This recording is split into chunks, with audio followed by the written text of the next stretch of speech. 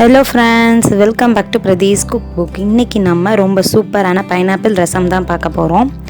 Pineapple, மிளகு, சீரகம் எல்லாம் சேர்ந்து ரொம்பவே சூப்பரா கலக்கலாம் இந்த ரசம்க்கு ஒரு டேஸ்ட் கொடுக்குங்க. சரி, இந்த வித்தியாசமான ரசம் ரெசிபி எப்படி பண்றதுன்னு சொல்லி நம்ம வீடியோக்குள்ள போய் பார்க்கலாம் வாங்க. அதுக்கு முன்னாடி நீங்க நம்ம சேனலுக்கு சப்ஸ்கிரைப் பண்ணலைனா பண்ணிட்டு கூடவே பக்கத்துல இருக்க அந்த பெல் ஐகானையும் பிரஸ் பண்ணிடுங்க.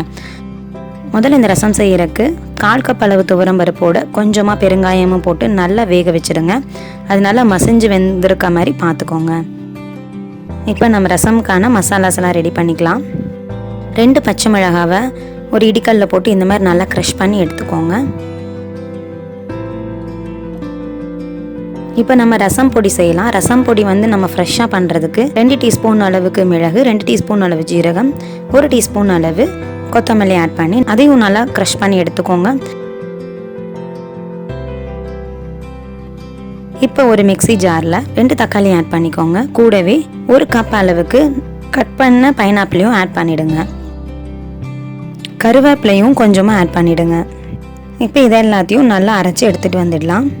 இப்போ ஒரு கடாயில் நம்ம அரைச்சி எடுத்துகிட்டு வந்த தக்காளி பைனாப்பிள் அந்த பேஸ்ட்டை இதில் ஆட் பண்ணிவிடுங்க. அது கூடவே ஒரு குட்டி நெல்லிக்காய் சைஸ் அளவு புளி எடுத்து நல்லா ஊற வச்சு இதில் ஊற்றிடலாம். 2 பச்சை மிளகாயும் போட்டுடலாம். 1/2 டீஸ்பூன் அளவு மஞ்சள் தூளும் ஆட் பண்ணிவிடுங்க. கருவேப்பிலை சேர்த்துடுங்க. இப்போ இது எல்லாமே நல்லா மிக்ஸ் ஆகி கொதிக்கட்டும்.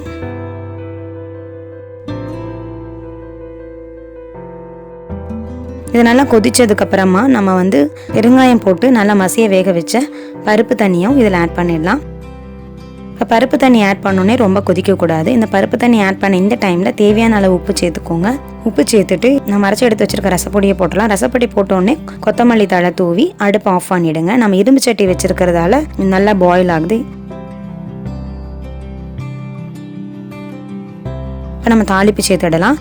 ஒரு தாளிப்பு கரண்டியில் 1 டீஸ்பூன் அளவு நெய் விட்டு கொஞ்சமாக கடுகு, கருவேப்பிலை, வரமிளகாய் சேர்த்து அது பொரிஞ்ச உடனே நம்ம செஞ்சு வச்சுருக்க ரசத்தில் ஆட் பண்ணிவிடுங்க.